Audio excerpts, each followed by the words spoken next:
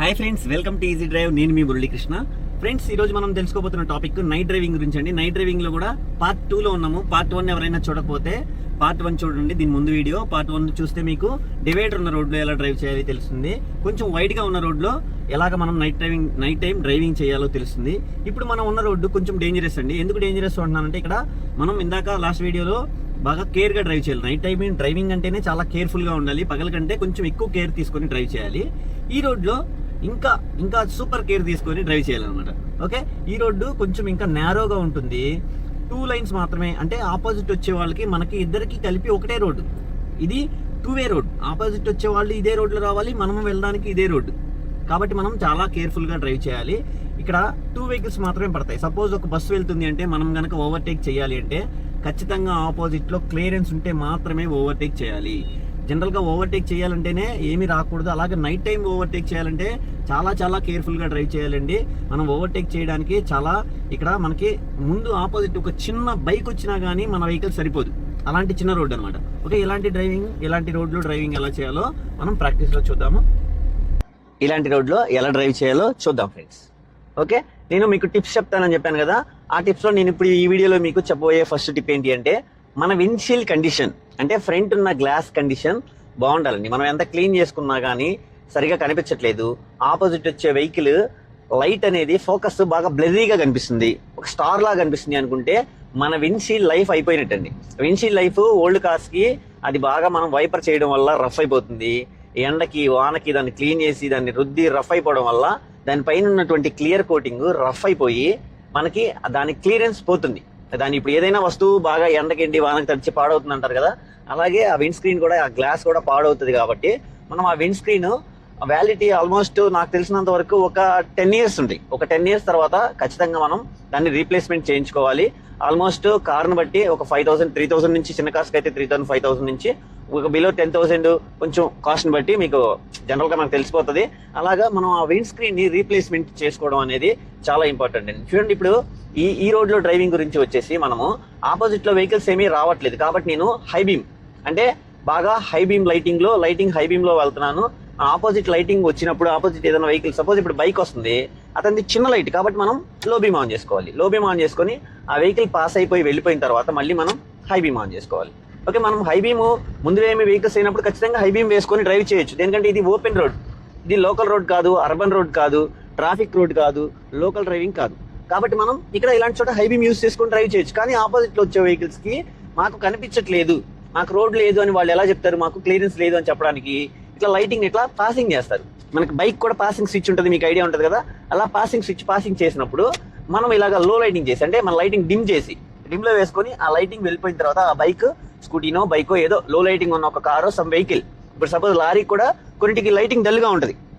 వాళ్ళ దగ్గర lighting source సరిగా లేక పాత లైట్లు అయితే లైటింగ్ డల్గా ఉంటుంది. అలాంటప్పుడు మనం వాళ్ళని వెళ్ళిపోనిచ్చి మళ్ళీ మనం క్లియర్ అవ్వగానే హై బీమ్ ఆన్ చేసుకోవాలి. మనం హై బీమ్ ఆన్ చేయకపోతే, ఇందాక వీడియోలో చెప్పాను, మన ముందున్న బైక్ సరిగా కనిపించట్లేదు, దానికి రెడ్ లైట్, డేంజర్ లైట్ ఉంది కాబట్టి ఓకే. లేని పక్షంలో ఆ లైట్ ఒక్కటే మీరు మిస్ చేసినట్టయితే ఖచ్చితంగా చూడండి, ఇప్పుడు ఆ లైట్ మీద నేను ఫింగర్ అడ్డు పెడితే ఆ బైక్, ఆ స్కూటీ ఉన్నది కూడా మనకు తెలియదు. అదే హై బీమ్ ఆన్ చేస్తే అక్కడ ఒక వెహికల్ ఉంది అని మనకి క్లియర్గా అర్థమవుతుంది. అలాగే మన రోడ్డు ఖాళీగా ఉన్నప్పుడు ఖచ్చితంగా హై బీమ్ ఆన్ చేసుకోవాలి. ఆపోజిట్ వచ్చే వాళ్ళకి రోడ్డు ఇబ్బందికరంగా ఉన్నప్పుడు వాళ్ళు మనకి మనం లైటింగ్తో మనం ముందుగానే మనం డెసిషన్ తీసుకోవడం అనమాట. అంటే వాళ్ళు వెళ్ళాలా, వాళ్ళకి లైటింగ్ కావాలా, మనకు లైటింగ్ కావాలనేది మనం దాంతో కోఆర్డినేట్ చేసుకుంటాం లైటింగ్తో. ఓకే, అలా చేసుకుని మనం వాళ్ళ కనుక లైటింగ్ తక్కువ ఉన్నట్టయితే మనం డిమ్ చేసుకోవాలి. వాళ్ళకు కూడా లైటింగ్ బాగుంటే వాళ్ళు ఏమీ అబ్జెక్షన్ ఉండదు, మనం కూడా హై బీమ్ వేసుకొని కంటిన్యూగా వెళ్ళిపోవచ్చు.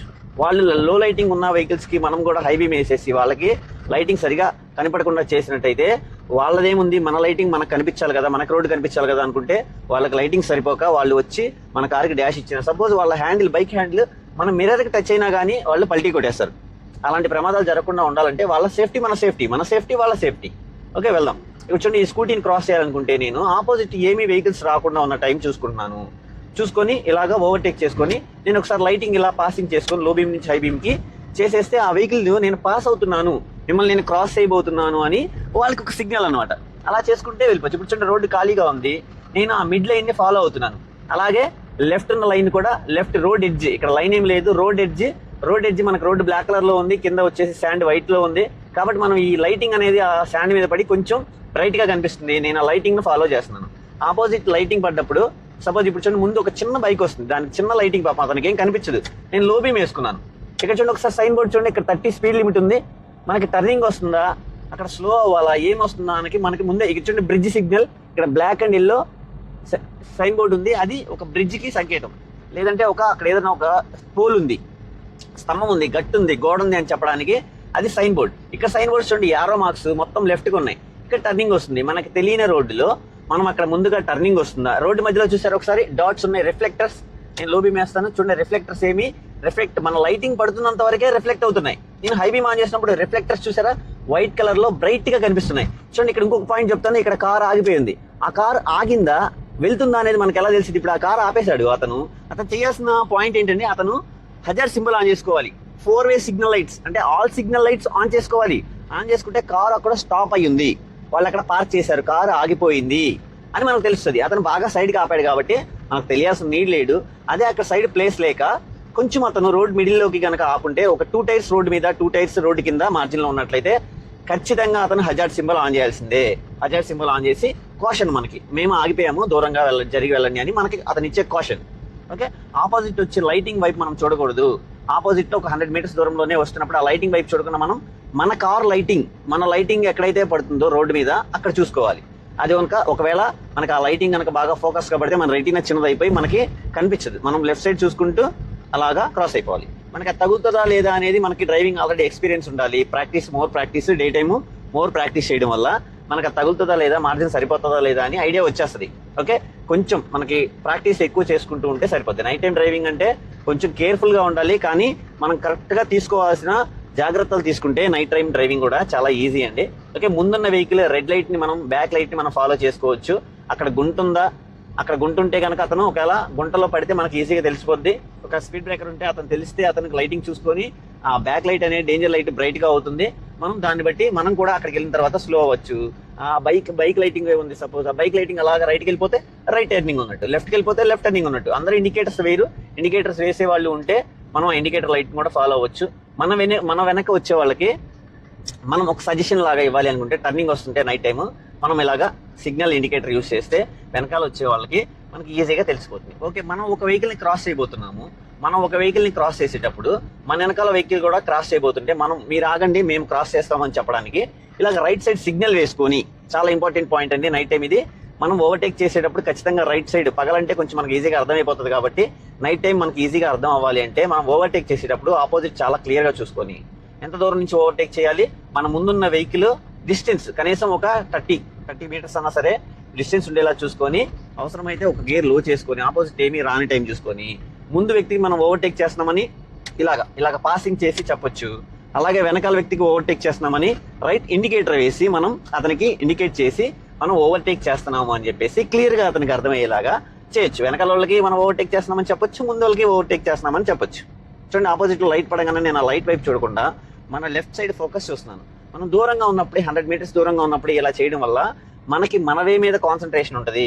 ప్లస్ మనకు ఆ లైటింగ్ మన కళ్ళల్లో పడి మన లైటింగ్ డిస్టర్బ్ చేయకుండా, మనం దాని వైపు అట్రాక్ట్ అవ్వకుండా మనం మన లైటింగ్ వైపు కాన్సన్ట్రేషన్ చేసుకుంటే మన రోడ్డు క్లియరెన్స్ అనేది క్లియర్ గా కనిపిస్తుంది. ఓకే, నేను నెక్స్ట్ మీకు ఇప్పుడు యూటర్న్ చేసేసి మళ్ళీ ఇదే రోడ్లో మళ్ళీ వెళ్ళి చూపిస్తాను. ఓకే, మీకు నేను ఇంకా ఈ రోడ్లో మీకు నేను ఇంకా ఇచ్చే టిప్ ఏంటి అంటే తర్వాత, ఓకే నేను మీకు ఇప్పుడు మీకు ఇచ్చే ఇంకో టిప్ ఏంటి అంటే, మన కారులో ఇన్సైడ్ లోపల ఇలాంటి లైట్స్ ఇచ్చండి. ఈ లైట్ డైరెక్ట్ గా నా కళ్ళలో పడుతుంది, నాకు ఆపోజిట్ లో ఉంది. కానీ ఇందాక నుంచి నేను కనిపించడానికి మీకు ఇంకొక లైట్ నా మీద లైటింగ్ పడుతుంది కదా, ఆ లైటింగ్ నేను ఇలా చూసినప్పుడు నా కళ్ళల్లో పడట్లేదు, అంటే నాకు ఇలా ఆపోజిట్ లో లేదు. ఇలాంటి లైటింగ్ మనం యూస్ చేయకూడదు, దీన్ని ఆఫ్ లో చేసుకోవాలి.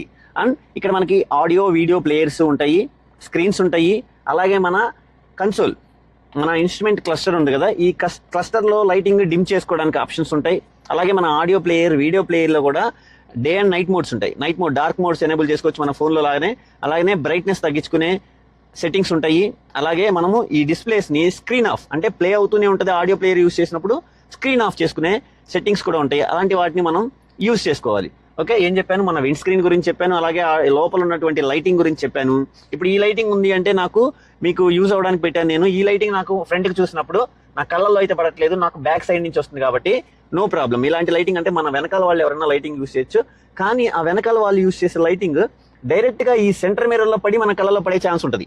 అలాగా పడకుండా మన కళ్ళల్లో, మన ఇన్సైడ్ లైటింగ్ మన కళ్ళల్లో పడకుండా ఉండేలాగా చూసుకోవాలి. అండ్ మోరోవర్ మనకి వెనకాల వచ్చే వెహికల్స్ లైటింగ్ ఈ సెంటర్ మిర్రర్లో పడేసి మన కళ్ళల్లో పడకుండా, దీన్ని లేటెస్ట్ కార్స్కి అయితే ఆటో డిమ్మింగ్ ఉంటుందండి. ఆటో డిమ్మింగ్ అంటే వెనకాల వచ్చే లైటింగ్ని అదే ఆటోమేటిక్గా డిమ్ చేసి చూపిస్తుంది మనకి. లేదు అంటే దీని వెనకాల ఒక చిన్న బటన్ ఉంటుంది, దీన్ని ఇలా డిమ్ చేసుకోవచ్చు, అప్ చేసుకోవచ్చు. ఓల్డ్ వెహికల్స్కి ఒక చిన్న లివర్ లాంటిది ఉంటుంది. దాన్ని ఇలా అంటే ఈ మిర్రర్ కొంచెం షేప్ అవుట్ అయ్యి ఆపోజిట్ వెనకాల వచ్చే వెహికల్ లైటింగ్ మనకు కొంచెం డిమ్గా కనిపించే ఛాన్స్ ఉంది. ఓకే, నేను ఈ రోడ్లో వెళ్ళి కొంచెం దూరం మీకు ఈ వీడియో కూడా లెంత్ అవ్వకుండా చూస్తాను. నెక్స్ట్ ఇంకొక రోడ్డు వెళ్తాను. ఇంకొక రోడ్లో అది ఇంకా చాలా డేంజరస్ రోడ్డు, ఇంకా నేరో రోడ్డు, ఇంకా డేంజరస్ రోడ్. ఓకే, ఆ నేరో రోడ్డు డేంజరస్ రోడ్లో మీకు నేను ఇంకా క్లియర్ టిప్స్, అంటే చాలా కేర్ఫుల్గా ఉండాలి, చాలా కేర్ఫుల్గా ఉండాలి. ఆ రోడ్లో కూడా ఎలా డ్రైవ్ చేయాలి అనేది చూపిస్తాను. ఇప్పుడు మనం మీకు చెప్పాను నేను ఇట్లా లైటింగ్ని డిమ్ అంటే లో లైటింగ్, డిప్ అంటే హై లైటింగ్. ఇలా మనం దీన్ని మారుతున్నాం. లో లైటింగ్ నుంచి హై లైటింగ్కి, హై లైట్ నుంచి హై బీమ్ లైట్ నుంచి లో లైటింగ్కి మనం మారుతూ ఉన్నాం. మన అవసరం కొద్దీ మారుతూ ఉన్నాం. ఖాళీగా ఉన్నప్పుడు చూడండి, ఇప్పుడు ముందు వెహికల్స్ ఏం లేవు, దూరంగా వెళ్ళే వెహికల్ కానీ వచ్చే వెహికల్ ఏం లేదు కాబట్టి నేను హై బీమ్లో యూస్ చేస్తున్నాను. అదే మనం అర్బన్ రోడ్స్లో అయితే, ట్రాఫిక్ రోడ్స్లో అయితే, లోకల్ రోడ్స్లో అయితే, మన ఇళ్ల మధ్య సందులు కానీ స్ట్రీట్ కటింగ్స్లో ఇలాంటి వాటిలో మనము లో లైటింగ్ యూస్ చేసుకోవాలి. ఆపోజిట్ వచ్చే వాళ్ళు సేఫ్గా ఉంటే, వాళ్ళకి లైటింగ్ క్లియర్గా కనిపిస్తే మనం కూడా సేఫ్గా ఉంటాం. ఇంకా బాగా చిన్న రోడ్లోకి వెళ్తున్నానండి, అది చాలా డేంజరస్ రోడ్డు. ఆ రోడ్లు ఇక్కడన్నా 2 వెహికల్స్ పడతాయి. ఇప్పుడు నేను వెళ్ళబోయే రోడ్డు 2 వెహికల్స్ కూడా పట్టవు, జస్ట్ ఓన్లీ 1.5 వెహికల్ మాత్రమే పడుతుంది. ఆపోజిట్ వెహికల్ వస్తే ఖచ్చితంగా మనం బాగా సైడ్కి వెళ్తే కానీ ఆ వెహికల్ కూడా స్లో అయ్యి, మనం కూడా స్లో అయ్యి, ఇద్దరు లో లైటింగ్ వేసుకొని ఆపోజిట్ వచ్చే వాళ్ళ కళ్ళలో లైటింగ్ పడకుండా బాగా సైడ్కి వస్తే కానీ మనం అక్కడి నుంచి పాస్ అవ్వలేము. అంత నేరో రోడ్ అనమాట. ఓకే, ఇదే నేరో రోడ్డు. దీనికంటే నేరో రోడ్లోకి వెళ్ళి మీకు ఒకసారి ప్రాక్టీస్లో చూపిస్తాను. ఫ్రెండ్స్ చూడండి, ఇది విలేజ్ రోడ్. ఓకే, ఇలాంటి విలేజ్ రోడ్స్ చూడండి, ఈ రోడ్డు చాలా చిన్నగా ఉంది. విలేజ్ వెళ్ళే రోడ్స్లోనే ఇలాంటి చిన్న నేరో రోడ్స్ ఉంటాయి. ఇలాంటి రోడ్లో కనుక మనం డ్రైవ్ చేయాలంటే చూడండి, రోడ్ ఎంత ఉంది, చాలా చిన్నగా ఉంది. మన కారు పట్టిన తర్వాత ఒక బైక్ పట్టే ఖాళీ మాత్రమే ఉంది రోడ్ మీద. రోడ్డుకి అటు ఇటు మార్జిన్ వచ్చేసి ఇటు సైడ్ ఒక 1 feet ఉంది, అటు సైడ్ చెట్లు ఉన్నాయి, అక్కడక్కడ కొంచెం ఖాళీ ఉంది, అక్కడక్కడ ఒక 2 feet అలా ఉంది. అంటే మనలాంటి కారు కనుక ఆపోజిట్లో కనుక ఇంకో కారు వస్తే మనం ఖచ్చితంగా రోడ్డు మార్జిన్ మన 2 టైర్స్ దింపుకొని వెళ్ళాలి. రోడ్డు మార్జిన్ దింపేటప్పుడు నైట్ టైం మన లైటింగ్ చూసుకొని ఎంత హైట్ దింపాలి అంటే, రోడ్డు మార్జిన్ దిగాలి అంటే ఒకవేళ హైట్గా ఉంటే కనుక రోడ్డు కంటే మార్జిన్ డౌన్, మార్జిన్ కంటే రోడ్డు హైట్ ఉంటే ఖచ్చితంగా మనము మన టైర్ ఇంత మందం ఉంటుంది కదండి, టైర్ ఇంత మందం, అంత మందంలో టైర్ అంత మందం మాత్రమే దించగలం. టైర్ అంత ఎత్తు కూడా దించలేము. టైర్లో ఒక 75% అంతా దించి మళ్ళీ ఎక్కగలిగిన చోట ఎక్కించాలి. ఎక్కువ ఎత్తున్న చోట సడన్గా ఎక్కించలేము. టైర్ గాడి పడిపోతుంది, టైర్ పాడైపోతుంది, మన కారు కింద తగిలే ఛాన్స్ ఉంటుంది. ఓకే, ఇలాంటి చోట నేనేం చేశాను, ఒక బైక్ వస్తే నేను ఖచ్చితంగా, ఇప్పుడు చూడండి ఎంటీగా ఉంది, ఇక్కడ హై బీమ్ యూస్ చేసుకోవచ్చు. దూరంగా ఒక బైక్ వస్తున్నా సరే ఖచ్చితంగా మనం లో బీమ్ వేసి మనం డిమ్ చేసి లైటింగ్ని ఆ వెహికల్ వెళ్ళిన తర్వాత మాత్రమే మనం మళ్ళీ హై బీమ్ యూస్ చేయాలి. ఇలాంటి చోట హై బీమ్ యూస్ చేసుకుని వెహికల్ వస్తుంది అంటే 100కి 200% మనం లో బీమ్ లైటింగ్ డిమ్ యూస్ చేయాల్సిందే. దాంట్లో వితౌట్ డౌట్ అండి, ఆ వెహికల్ క్లియర్గా పాస్ అయిపోయి వెళ్ళిపోయిన తర్వాత మాత్రమే మళ్ళీ మనం యూస్ చేసుకోవాలి. ఓకే, ఇప్పుడు చూడండి, నేను ఏదైనా వెహికల్ వస్తే నేను ఆ వెహికల్ వచ్చినప్పుడు ఏం చేస్తానని చూడండి, ఇలా వెళ్తూ ఉండాలి. మనం టర్నింగ్ ఎలా ఉంది అని చెప్పేసి మనం హై బీమ్ ఉంటేనే మనకు టర్నింగ్ ఉందా లేదా అని తెలుస్తుంది. ఇలాంటి విలేజ్ రోడ్స్లో చూడండి, ఇక్కడ ముందు ఏముందో తెలియదు. ఒకసారి చూడండి, ముందు చాలా డౌన్ ఉంది, చూడండి ఎంత డౌన్గా ఉందో. ఇలాంటి డౌన్ ఆపోజిట్లో ఆటో వస్తుంది, నేను లో బీమ్ యూస్ చేశాను, అతను ఆటో పక్క వెళ్ళిపోయింది, మళ్ళీ వెంటనే హై బీమ్ యూస్ చేసుకున్నాను. ఇక్కడ ఏముంటుందో తెలియదు. విలేజ్ రోడ్స్లో, నేరో రోడ్స్లో టర్నింగ్స్ ఉంటాయి, అప్ అండ్ డౌన్స్ ఉంటాయి, చిన్న కాలువలు ఉంటాయి. వర్షాకాలంలో అయితే వాగులు అంటారు, అలాంటి వెళ్ళే ఛాన్స్ కూడా ఉంది. కాబట్టి మనం ఖచ్చితంగా చాలా స్లోగా మన లిమిటెడ్ స్పీడ్లో మాత్రమే, జస్ట్ బ్రేక్ అలా టచ్ చేస్తే పడిపోతుంది అన్నంత స్పీడ్లో వెళ్ళాలి. టర్నింగ్ వచ్చింది, నేను ఖచ్చితంగా ఇండికేటర్ యూస్ చేస్తున్నాను, యూస్ చేసి హార్న్ సపోర్ట్ కూడా తీసుకున్నాను, జాగ్రత్తగా చూసుకొని వెళ్తున్నాను. చూడండి, ఆపోజిట్లో 2 వెహికల్స్ ఉన్నాయి, అతను పాసింగ్ ఇచ్చాడు, గమనించారు. నేనేం చేస్తాను, లో లైటింగ్ వేసాను, నా లెఫ్ట్ సైడ్ ఉన్న లైటింగ్ జాగ్రత్తగా చూసుకుంటున్నాను. ఆ లైట్లు వెళ్ళిపోయి పాస్ అయిపోయి మళ్ళీ నేను హై బీమ్ యూస్ చేశాను. ఇలా చేయాలి ఫ్రెండ్స్, ఇది చాలా ఇంపార్టెంట్.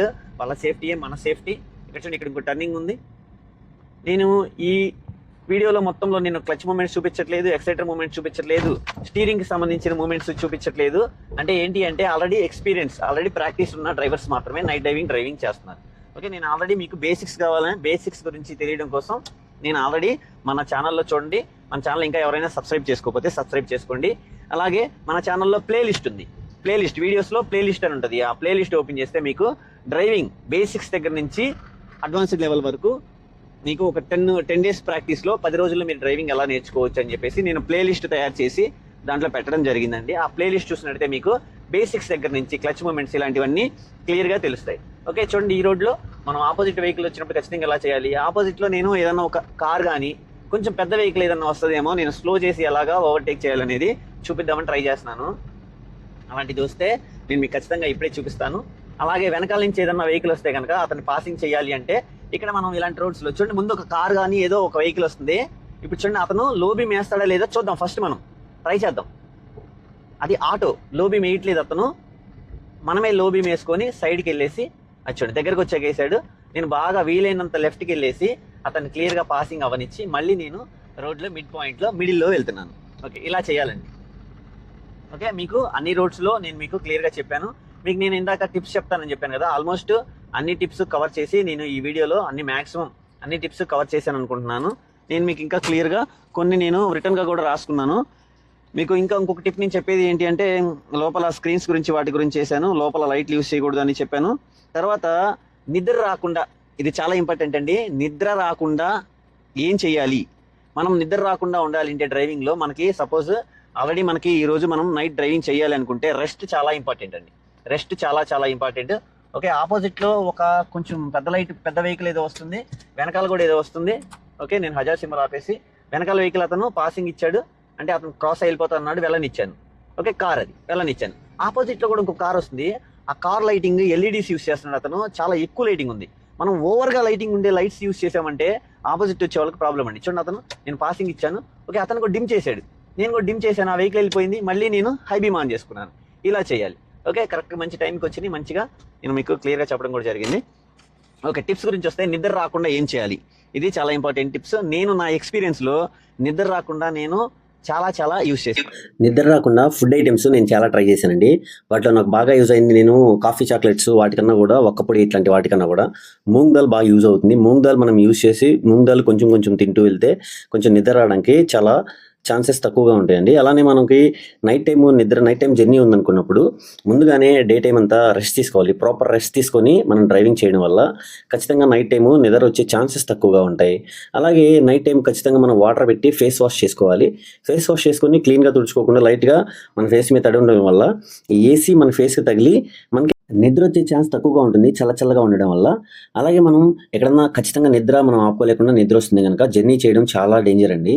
ఎక్కడైనా పెట్రోల్ బంక్లో కానీ ఓపెన్ ఏరియాస్లో ఎక్కువ మంది క్రౌడ్, అట్లా కొంచెం ఎక్కువ మంది ఎవరైనా ఆగి కార్లు పెట్టుకొని నిద్రపోతూ ఉండే చోట పార్కింగ్ లాట్స్ ఉంటాయి. అలాంటి చోట మనం డోర్స్ లాక్ వేసుకొని ప్రాపర్గా రెస్ట్ తీసుకొని ఒక 1 అవర్ 2 అవర్స్ మనం అంటే మనకు మెలకు వచ్చేస్తుంది. ఏదైనా వెహికల్స్ వెళ్ళినప్పుడు కానీ పక్కన వాళ్ళు ఎవరైనా లేపడం వల్ల కానీ మనకు మెలకు వచ్చేస్తుంది.